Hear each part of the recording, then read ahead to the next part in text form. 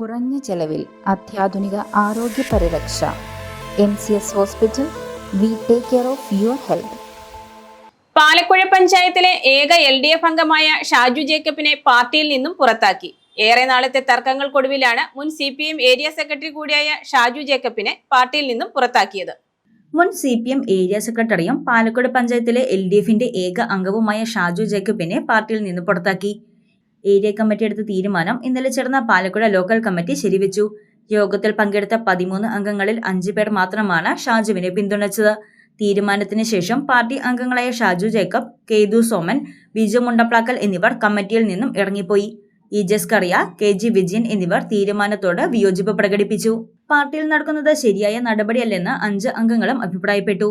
തദ്ദേശ തെരഞ്ഞെടുപ്പിൽ LDFനേറ്റ കനത്ത തോൽവി സംബന്ധിച്ച് ലോക്കൽ സെക്രട്ടറി ജോഷി സ്കറിയയും പാർട്ടി അംഗവും തമ്മിൽ വാക്കേറ്റവും സംഘർഷവുമുണ്ടായിരുന്നു. ഇതുമായി ബന്ധപ്പെട്ട് ലോക്കൽ കമ്മിറ്റി അംഗം NK ജോസിനെ ആക്രമിച്ചെന്ന കാരണം ചൂണ്ടിക്കാട്ടിയാണ് തന്നെ പുറത്താക്കിയതെന്ന് ഷാജു ജേക്കബ് പറഞ്ഞു. തെരഞ്ഞെടുപ്പ് റിസൾട്ട് വന്ന അന്ന് പാർട്ടി അംഗമായിട്ടുള്ള സുരേഷ് ജോഷി സ്കറിയെ ഓഫീസിൽ കയറി മർദ്ദിച്ചതുമായി ബന്ധപ്പെട്ട് ഉണ്ടായ വിഷയവുമായി ബന്ധപ്പെട്ട് ജോസ് എന്ന് പറയുന്ന ബാങ്കിൻ്റെ പ്രസിഡൻ്റായിട്ടുള്ള ശ്രീ NK ജോസിൻ്റെ ഷർട്ടിൻ്റെ കോളറിൽ പിടിച്ചു എന്ന ഒരു കാരണം പറഞ്ഞാണ് അവരെ എന്നെ പാർട്ടിയിൽ നിന്ന് പുറത്താക്കാൻ ഇപ്പോൾ തീരുമാനിച്ചിട്ടുള്ളത്. ഏതായിരുന്നാലും ഇത് ഇവിടുത്തെ പാർട്ടിയെ ക്ഷയിപ്പിച്ചുകൊണ്ടിരിക്കുകയാണ്. ഇവിടുത്തെ ടിമ്പർ വർക്കേഴ്സ് യൂണിയൻ ഏതാണ്ട് 10-12 വരുന്ന പാർട്ടി മെമ്പർമാർ ഏരിയ സെക്രട്ടറി വിളിച്ചു ചേർത്ത ഫ്രാക്ഷൻ യോഗത്തിൽ നിന്ന് ഇറങ്ങിപ്പോയി. അവർ തൊഴിലെടുക്കുന്നതിന് വേണ്ടി മറ്റ് തൊഴിലെടുക്കുന്നതിന് വേണ്ടിയിട്ട് ശ്രമിച്ചുകൊണ്ടിരിക്കുകയാണ്. അപ്പോൾ അവരെല്ലാം ഏരിയ സെക്രട്ടറിയും ലോക്കൽ സെക്രട്ടറിയും ഭീഷണിപ്പെടുത്തിക്കൊണ്ടിരിക്കുകയാണ്. അവരെല്ലാം ഇപ്പോൾ ഏതായിരുന്നാലും ഇവിടുത്തെ തൊഴിൽ നിയമം അനുസരിച്ച് ബഹുമാനപ്പെട്ട ഹൈക്കോടതിയുടെ വിധി സമ്പാദിച്ചുകൊണ്ട് അവർ തൊഴിലെടുക്കുന്ന മേഖലയിലേക്ക് പോവുകയാണ്. പക്ഷേ അവരെ തൊഴിലെടുക്കാൻ അനുവദിക്കില്ല എന്ന് പ്രഖ്യാപിക്കുകയാണ്. പാലക്കുഴ പഞ്ചായത്തിൽ 14 വാർഡിലും 3 ബ്ലോക്ക് ഡിവിഷനിലും LDF സ്ഥാനാർത്ഥികളെ നിർത്തിയിരുന്നു. എന്നാൽ ഷാജുവിന് സീറ്റ് നൽകാൻ പ്രാദേശിക നേതൃത്വം തയ്യാറായിരുന്നില്ല. തുടർന്ന് ജില്ലാ നേതൃത്വം ഇടപെട്ട് ഷാജുവിനെ പഞ്ചായത്തിലേക്ക് മത്സരിപ്പിക്കുകയായിരുന്നു. എന്നാൽ 10 വർഷമായി അധികാരത്തിലിരുന്ന CPM 14-ൽ 13 സീറ്റിലും പരാജയപ്പെട്ടു. ഷാജു ജേക്കബ് മാത്രമാണ് വിജയിച്ചത്. ഇതോടെ പാർട്ടിയിൽ ഷാജു ജേക്കബിനെ അനുകൂലിച്ചിരുന്ന ജില്ലാ നേതാക്കൾക്കിടയിൽ വരെ കടുത്ത അതൃപ്തിയുണ്ടായി. പരാജയത്തിന് കാരണം ഷാജുവാണെന്നാണ് ഒരു വിഭാഗം ഉയർത്തുന്ന ആരോപണം. എന്നാൽ ഏരിയ സെക്രട്ടറിയും ലോക്കൽ സെക്രട്ടറിയുമാണ് ഭരണ പരാജയത്തിന് ഉത്തരവാദികളെന്ന് ഷാജു ജേക്കബ് പറഞ്ഞു. കൂത്താട്ടോളം ഏരിയയിൽ ഇന്ന് ആകെ ആമ്പല്ലൂർ പഞ്ചായത്തിൽ മാത്രമാണ് 9 അംഗങ്ങളുള്ളൂ.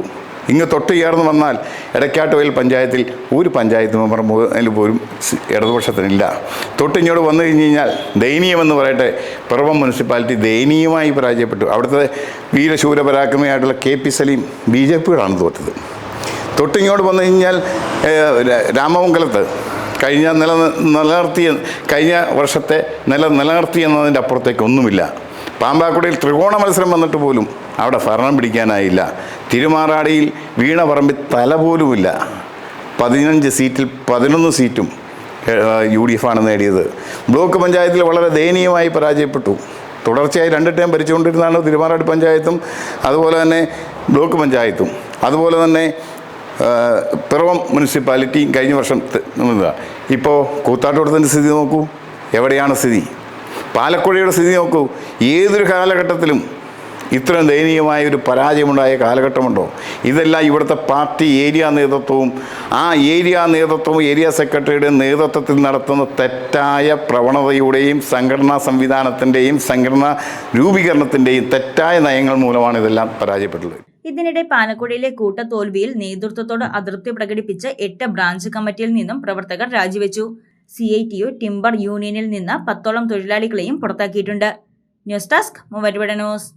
സ്വർണം വിൽക്കുവാൻ ഏറ്റവും നല്ലത് നമ്മുടെ അച്ചയൻസ് തന്നെ. കേരളത്തിലെ നമ്പർ 1 ഗോൾഡ് ബയേഴ്സ് അല്ലേ അച്ചയൻസ് ഗോൾഡ്. എപ്പോഴും അച്ചയൻസ് ഗോൾഡിൽ 1-ാം വിലയിൽ സ്വർണം വിൽക്കാം. അത് നേരാ. അച്ചയൻസ് ഗോൾഡ് ആകുമ്പോ വിശ്വസ്തയുടെയും കൃത്യതയുടെയും കാര്യത്തിൽ വിശ്വസിക്കാം. വിൽക്കുന്ന സ്വർണത്തിന് കൂടിയ വില കിട്ടും. എല്ലാ ഇടപാടുകൾക്കും സമ്മാനങ്ങളും ഉണ്ട്. അച്ചയൻസ് ഗോൾഡ് 20 വർഷത്തെ പാരമ്പര്യം, 26 ഷോറൂമുകൾ. കോൾ 8590046916.